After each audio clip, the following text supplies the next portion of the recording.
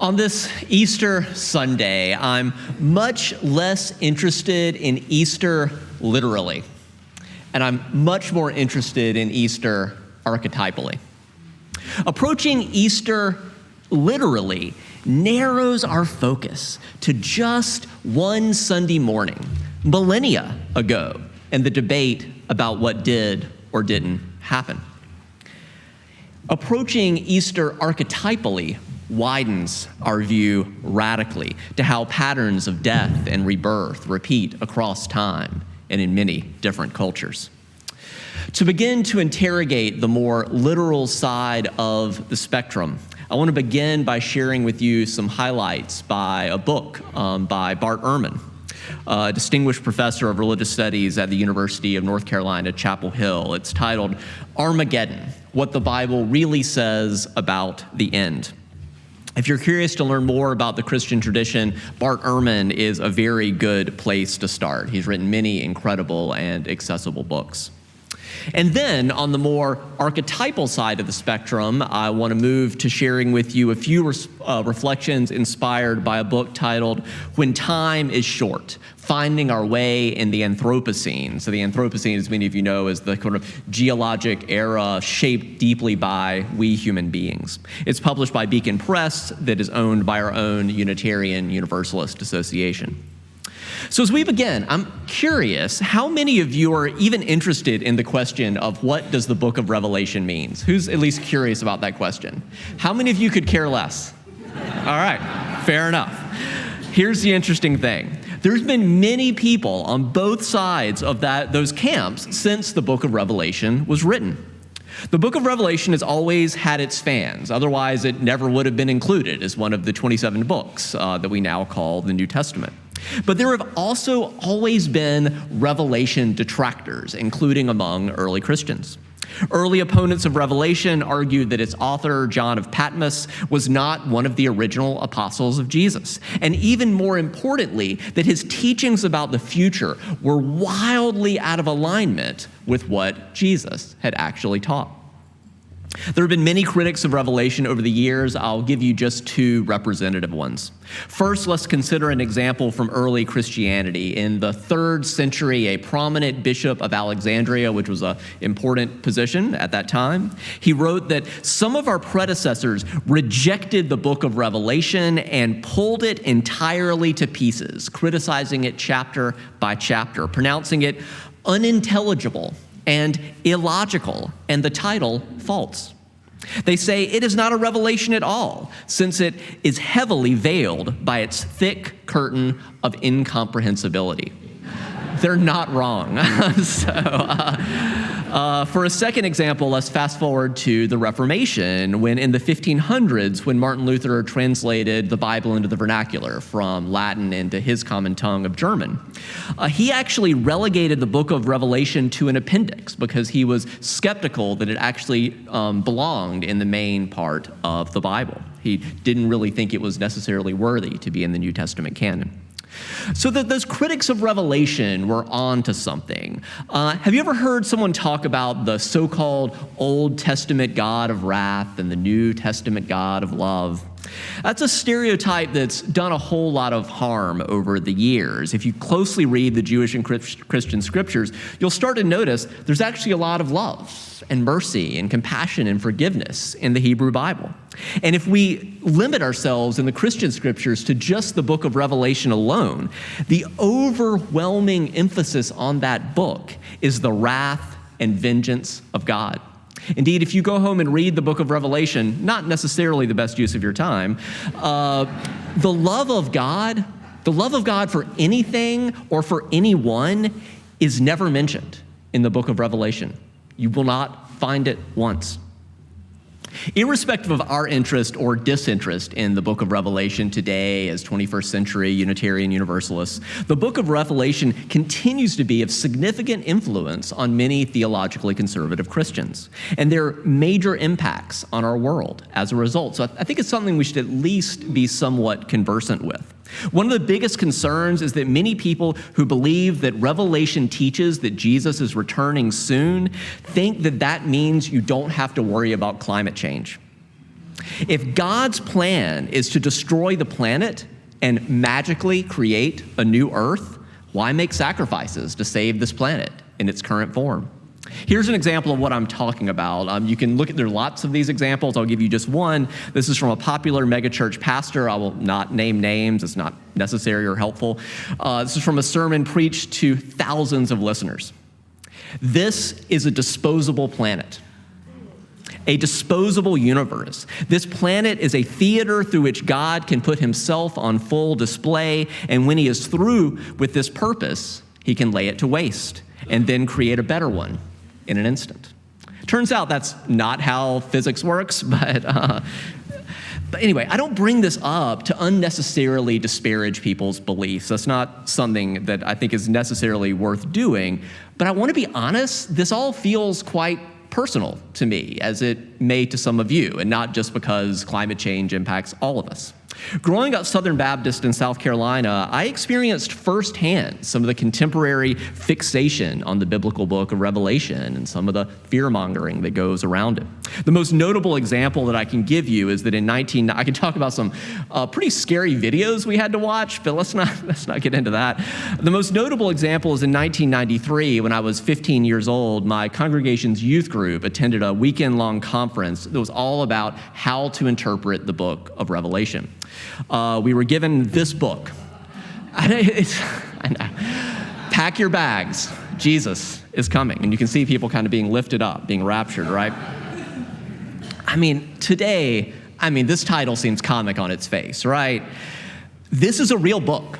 You can buy it on Amazon right now. I don't recommend wasting your money that way. This title, it honestly feels like this is a Saturday Night Live skit. It's almost like it's satirizing itself. But I really want to underscore, this book was written with dead seriousness. Just not ironic at all in its intent. We were being taught to interpret the book of Revelation as if its verses were literally coming true very soon in our own lifetime, and this is not an idiosyncratic event, nor was the congregation that I grew in one of the most extreme examples. There are much more extreme examples of sort of doubling or tripling down on Revelation. Some of you remember more than 2 decades earlier, in 1970, Hal Lindsey published a book titled The Late Great Planet Earth. How many people remember this book? This book was a big deal. It became something of a second Bible for many evangelical Christians. In the 1970s, this book was the single best-selling book of nonfiction, using the word nonfiction very loosely.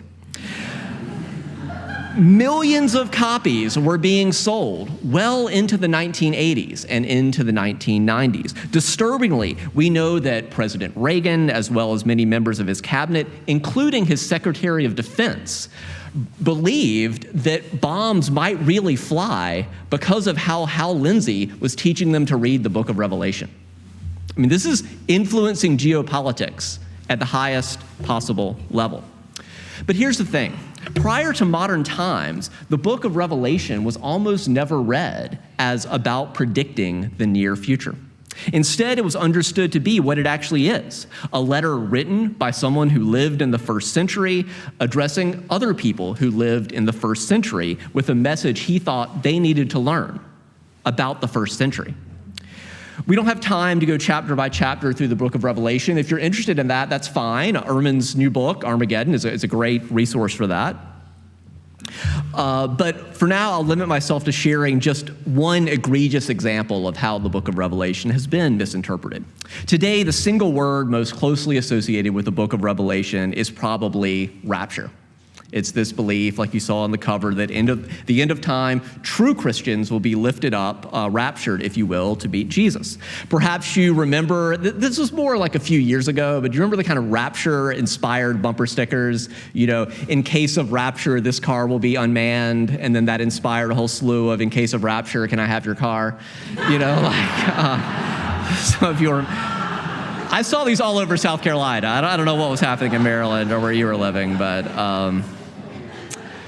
it turns out the word rapture doesn't appear in the Bible, not once. Moreover, there's nothing in the book of Revelation about followers of Jesus being lifted up to safety before the earth is destroyed. The whole idea of a rapture comes from a misreading, not of Revelation, but actually of a passage in 1 Thessalonians. But I need to still say, a whole lot of people have been reading the Bible incredibly closely for a very, very long time. But no one had ever understood the Bible, even in 1 Thessalonians, as predicting anything rapture-like prior to this guy named John Nelson Darby, who lived in the 1800s, not the first century. Like, it took 1,800 years, and apparently everyone had missed it except for this guy, John Nelson Darby. 200 years ago.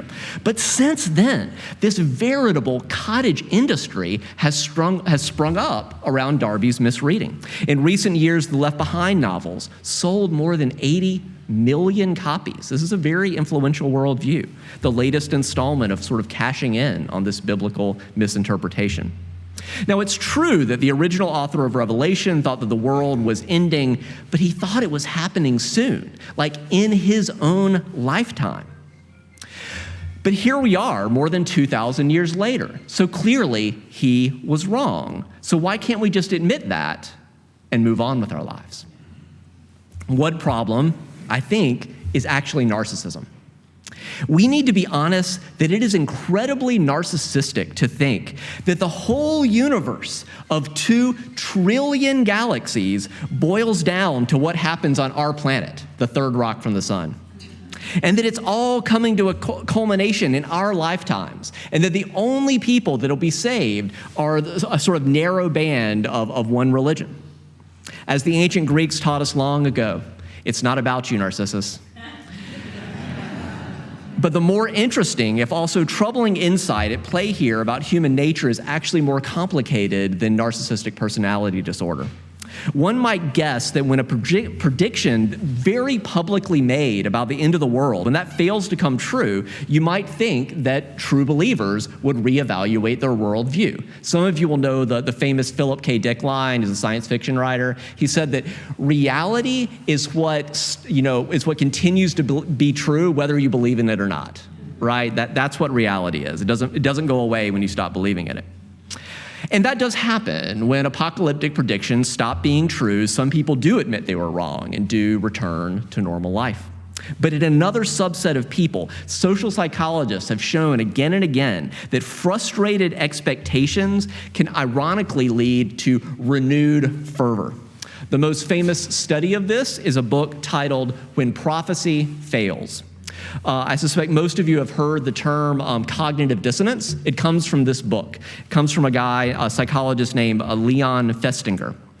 When it's too psychologically traumatic for we human beings to admit that we were wrong, we tend to instead fabricate a reason why we weren't really wrong. The most famous regarding religious predictions is, oh, we must have done the math incorrectly. And then you just come up with a new date and you reset the doomsday clock. Groups such as religious cults that are caught up in cognitive dissonance, they tend to become even more evangelistic than before, because every new convert helps counterbalance the anxiety that we might be wrong. We might have put our faith in the wrong thing. So if we just convince more people, that makes us feel better and less anxious.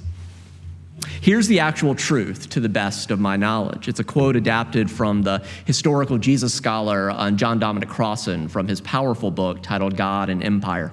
It relates to the dynamic we explored earlier of taking Easter not literally, but archetypally. And I think what Crossan's talking about here is very much in alignment with what liberal and progressive Christians have been teaching and showing us for a long time. This kind of alternative to conservative Christianity. Crossan wrote, "The second coming of Christ is not an event we should expect to happen soon, violently, or literally." It's not happening soon, it's not happening violently, and it's not happening literally. The second coming is what will happen when we admit that the first coming was the only coming and start to cooperate with its divine presence. We already killed Jesus, right? So we just get to decide when are we going to actually do the things that he showed us how to do, how to be more loving and compassionate and forgiving and merciful. In other words, we are the ones we've been waiting for.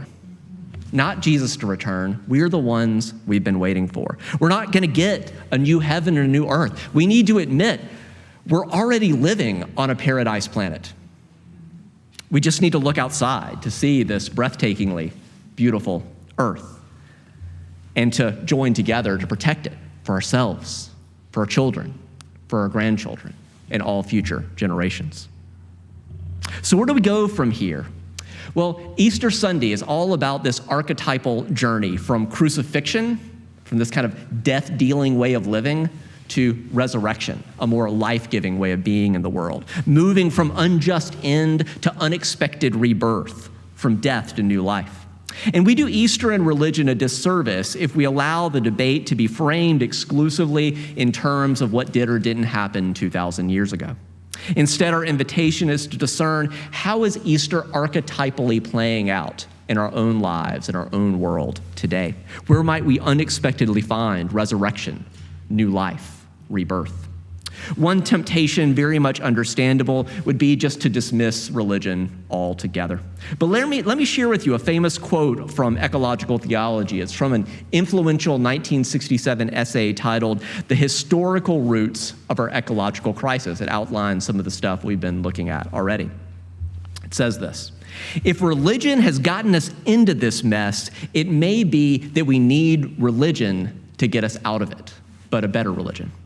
Since the roots of our trouble are so largely religious, the remedy must also be essentially religious, whether we call it that or not. We need to rethink and refill our nature and destiny." That's part of what I had in mind when I titled this sermon, "Rereading the Bible as Earthlings in Ecological Interdependence." So what might that look like to reconsider religion, not seeing ourselves as these uniquely special creations who have no long-term need for this supposedly disposable planet, but instead as earthlings in ecological interdependence with all other sentient beings, as well as even the planet Earth itself? Earlier, we considered the cover of Hal Lindsey's best-selling book, The Late Great Planet Earth. Published in 1970, Lindsey invites us to imagine this horrific future. Horrific to me. It's interesting to me and horrifying to me how many people think this is good news. Imagine this, to me, horrific future that no matter what we humans do, a wrathful God is coming to destroy the earth apocalyptically. But keep in mind, what else happened in 1970? In this very month? Well, no, Earth Day, right? Or the slide before. The same year that Lindsey published The Late Great Planet Earth was also the first Earth Day in April 1970. And there are ways in which Lindsey's book is this attempt to he doesn't talk about it explicitly, but this is an attempt to undermine the burgeoning environmental movement. He was trying to stoke our apocalyptic imaginations and keep us divided from one another. In contrast, the goal of the first Earth Day was to awaken our collective environmental consciousness and bring us together across our differences to save ourselves and to save this planet. In 1967 is when we got the first color images of our planet taken from a satellite. These images really helped awaken the environmental movement. The next year, in '68, I wonder how many of you remember that this image graced the cover of the first issue of the Whole Earth catalog. Does anybody remember that coming out? All right. In parallel to how the late great planet Earth became something of a second Bible for many evangelical Christians, Steve Jobs, the inventor of Apple, famously called the Whole Earth catalog the Bible of my generation. And if you go back and read the introduction to that first issue of the Whole Earth catalog, the editor, Stuart Brand, really interesting dude, that would be a whole other sermon. Stuart Brand wrote something in the introduction very interesting that resonates with this question we've been exploring of what it might mean to reconsider religion as earthlings in ecological interdependence. He wrote, "We are as gods, and we might as well get used to it." That's that Anthropocene thing. Like, we humans really have the power to change things, even to blow things up after we invented the atomic bomb. So that whole thing, we are gods, that sounds pretty religious to me, right? We humans have become quite powerful. Are we going to use that power to destroy the earth or to save ourselves and the earth along with it? Along these lines, I do think we need something of a religious or spiritual conversion if we're going to shift ourselves out of narcissism, out of this kind of egocentric way that is all about exploiting and dominating and might makes right, into a more ecological perspective in which we realize that we're always already interdependent with everything, what our UU 7th principle calls the interdependent web of all existence, of which we are a part. I do think this sort of shift from egocentrism to ecological consciousness will, if we ever get to it fully, it will look and feel like the resurrection. There's so much more to say about all this, but for now, in the spirit of this sort of hoped-for rebirth into a more ecological way of being together, I'll end by inviting you to hear selections from a poem by Fred Lamont. It's titled, My Ancestry DNA Results. It invites us to ponder just how deeply we all are related, again, back to that interdependent web of all existence. It goes like this. My ancestry DNA results came in, and just as I suspected, my great-great-grandfather was a monarch butterfly. Much of who I am is still wiggling under a stone. I'm part lava, but part hummingbird, too. There is dinosaur tar in my bone marrow. Genghis Khan is my fourth cousin, but I didn't get his dimples. My uncle is a mastodon. 13.7 billion years ago, I swirled in golden dust. More recently, say 60,000 BC, I walked on hairy paws across a land bridge from Sweden to Botswana. I am the love child of the sun and the moon. I can no longer hide my heritage of raindrops and cougar scat. I am made of your grandmother's tears. Just admit it. You have wings, vast and golden, like mine, like mine. You have sweat, black and salty, like mine, like mine. You have secrets, silently singing in your blood, like mine, like mine. Don't pretend that Earth is not one family. Don't pretend that we never hung from the same branch. Don't pretend that we don't ripen each other's breath. Don't pretend that we didn't come here to forgive. In that spirit of looking for rebirth, for new hope, for how we might practice resurrection together, let's rise and body your spirit. Let's sing together hymn 61, Lo, the Earth Awakens Again.